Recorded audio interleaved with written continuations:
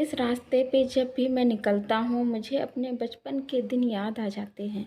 जब मैं बचपन में अपने दादाजी के साथ सुबह सुबह सैर करने जाया करता था, तो हमारे दादाजी के मित्र भी थे।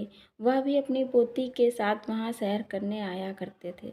दादाजी अपने मित्र के साथ गप्पे मारते थे और मैं उनकी पोती के साथ गप्पे मारता था। बहुत दोस्ती थी मेरी मेरे दादाजी की पोती के साथ में, जिसको घर में सभी प्यार से प्रिया बोलते थे। प्रिया अपने नाम की तरह ही बहुत ही प्यारी थी।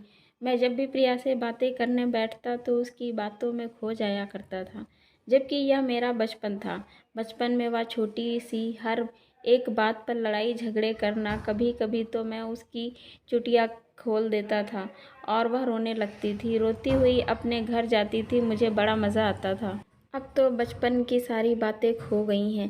प्रिया के घर का एक नियम था कि उसके पिताजी कभी भी किसी को मारते नहीं थे, क्योंकि प्रिया के पिताजी को नोवेल पढ़ने का बहुत ज़्यादा शौक था।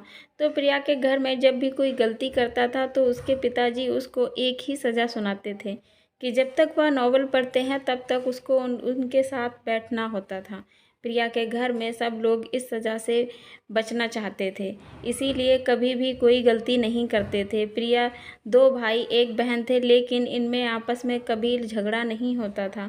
इसका कारण था प्रिया के पिताजी द्वारा दी जाने वाली सज़ा।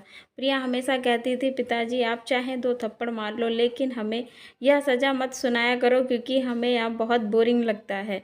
क्योंकि जब तक आप नोवेल पढ़ते हो तब तक हम आपको बैठ कर सुने। और मुझे प्रिया के पिता की यह आदत बहुत अच्छी लगती थी, क्योंकि हमारे घर में तो अगर ज़रा सी भी कोई गलती हो जाती थी तो मम्मी पापा सब जूते चप्पलों से हमारे ऊपर टूट पड़ते थे। गालियों की बौछार होती थी वह अलग। और उसके बाद भी कभी किसी रिश्तेदारी में जाएं तो भी घर वाले उसी बात को दोबारा सुनाना शुरू कर देते थे, जिसकी वजह से हमें बहुत शर्मिंदगी महसूस होती थी। इसलिए मुझे प्रिया के घर के नियम बहुत अच्छे लगते थे। प्रिया के घर में जब भी नाश्ता बनता तो उन लोगों की पसंद का बनाया जाता था, जबकि हमारे घर में मम्मी हाथ में जो आता वही बना कर रख देती थी और खाओ ना खाओ तुम्हारी मर्जी। अगर नहीं खाया पापा के पास शिकायत भी गई तो पापा फिर से जूते चप्पलों के साथ हमारे ऊपर बौछार चालू कर देते थे। इस वजह से हम लोग बहुत ही कम डिमांड करते थे, जो हमारे सामने आता था वह हम खा लेते थे।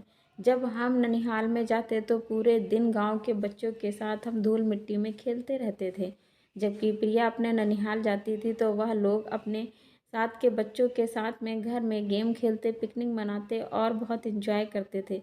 हमारी नानी जब भी अचार डालती तो मेरी बहन सारा अचार चुप चुप के खा लेती थी। इसलिए हमारी नानी या तो हमारे जाने से पहले अचार डालती थी या हमारे वापस आने के बाद अचार डालती थी।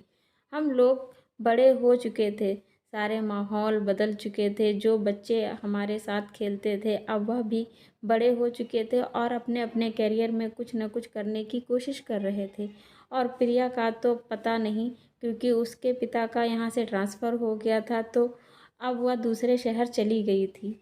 और उसके साथ प्रिया से मेरी थोड़े दिनों तक फ़ोन पर बात होती रहती थी, लेकिन धीरे धीरे वह बातचीत भी बंद हो गई थी। लेकिन जहाँ भी वह होगी मुझे पता है आज वह सक्सेस हो गई होगी, क्योंकि वह बहुत ही ज़्यादा टैलेंटेड थी। बचपन के दिन बड़े निराले, कितने मोहक, कितने प्यारे। दोस्तों, बचपन का ही वक्त एक ऐसा है जो इंसान टेंशन के बिना जीता है और पूरी ज़िंदगी याद रखता है। बचपन के जैसी मौज मस्ती कहीं नहीं होती है।